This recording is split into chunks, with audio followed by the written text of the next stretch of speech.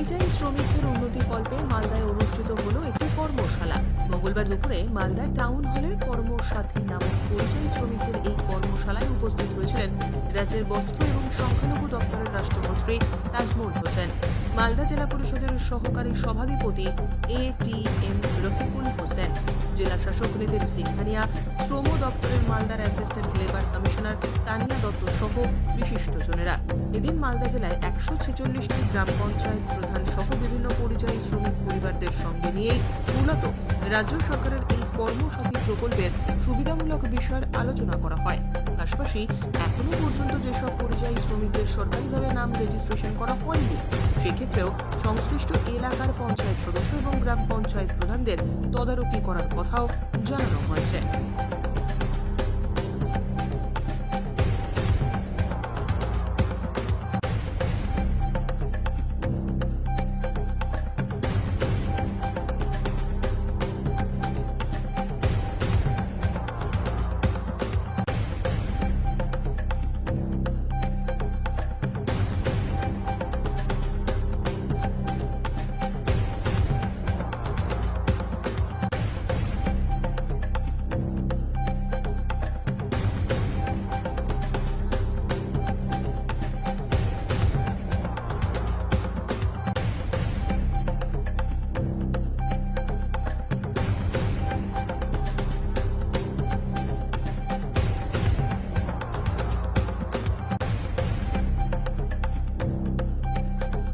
কিন্তু তারা গিয়ে কাজ করেন এবং তাদের ফ্যামিলি ব্রেড আর্নার হিসেবে তারা বাইরে থাকেন।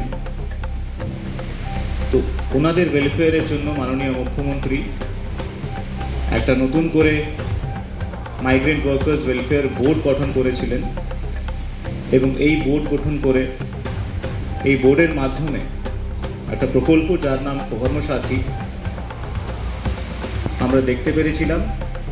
বিগত বছরগুলোতে যে দুয়ারে সরকার প্রোগ্রাম হয়েছে, ক্যাম্পেইন হয়েছে, তাতে দুয়ারে গিয়ে গিয়ে প্রশাসনের পক্ষ থেকে এই কর্মসাথী পোর্টালে মাইগ্রেন্ট ওয়ার্কার্স রেজিস্ট্রেশন করা হয়েছে এবং যারা পোটেনশিয়াল ওয়ার্কার্স তাদেরও রেজিস্ট্রেশন করা হয়েছে।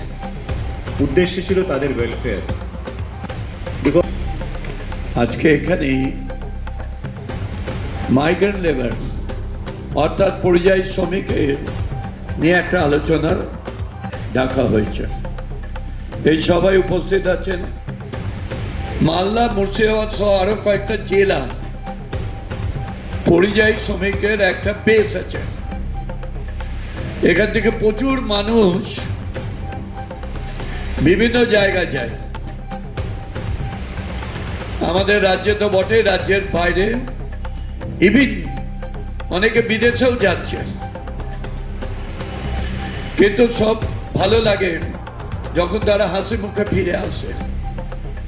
কিন্তু আমাদের কাছে যা পরবর্তীকালে সিনারি, তারা ওখানে অনেক জায়গায় অত্যাচারিত হয়, অনেক জায়গায় তারা অ্যাক্সিডেন্ট হয়, ইভেন তাদের বডি আনার জন্য তখন খুব প্রবলেম হয়। কিসের উপরে ওয়ার্কশপ শ্রমিকদের? আজকে কর্মসাথী পরিযায়ী শ্রমিক, যে পরিযায়ী শ্রমিকদের যে একটি সামাজিক উন্নয়ন প্রকল্প আছে গত 2023-এ, যে প্রকল্পটি মাননীয় মুখ্যমন্ত্রীর ইচ্ছায় এই প্রকল্পটি চালু হয়, সেই প্রকল্পটিরই আজকে একটি ওয়ার্কশপ আছে। কারণ মালদা জেলাতে তো প্রচুর পরিযায়ী শ্রমিক আছেন যারা প্রত্যেক বছরই অন্যান্য রাজ্যে বা অন্য দেশে কাজে যান, কাজের সন্ধানে। তো অলরেডি আমাদের এখানে 2,70,000 পরিযায়ী শ্রমিক রেজিস্টার্ড আছেন এবং তার মধ্যে 40 জন মৃত পরিযায়ী শ্রমিকের পরিবারের হাতে আমরা ইতিমধ্যে 80 লক্ষ টাকা দিয়েছি। আবার আমরা আরও কিছু নতুন হয়েছে, কিছু মারা গেছেন, তাদেরও প্রায় 30 জনের মতন, তাদেরও আমরা প্রসেস করব। আজকে দেবেন? না, আজকে দেওয়া হচ্ছে না, আমরা পরে দেবো। আজকে যেহেতু বেশি কেউ আসেননি সেই জন্য আজকে হচ্ছে না, ওটা আবার একটা প্রোগ্রামের মাধ্যমে ওটা দেওয়ার ব্যবস্থা হবে। তো যাই হোক, এরা আছেন যাদের অ্যাক্সিডেন্টে মারা গেছেন বা স্বাভাবিক মৃত্যু হয়েছে। আর এই স্কিমেতে অ্যাক্সিডেন্টে মৃত্যুর ক্ষেত্রে 2 লক্ষ টাকা আর স্বাভাবিক মৃত্যুর ক্ষেত্রে 50,000 টাকা দেওয়া হয়। আর দেহ নিয়ে আসার জন্য 25,000 টাকা করে পাবে। তো সেই হিসেবে যা অর্থমূল্য যেগুলো হবে সেটা আমাদের প্রসেস আছে, আমরা অলরেডি পাঠিয়েও দিয়েছি, ফাইল ফিনান্সে চলে গেছে।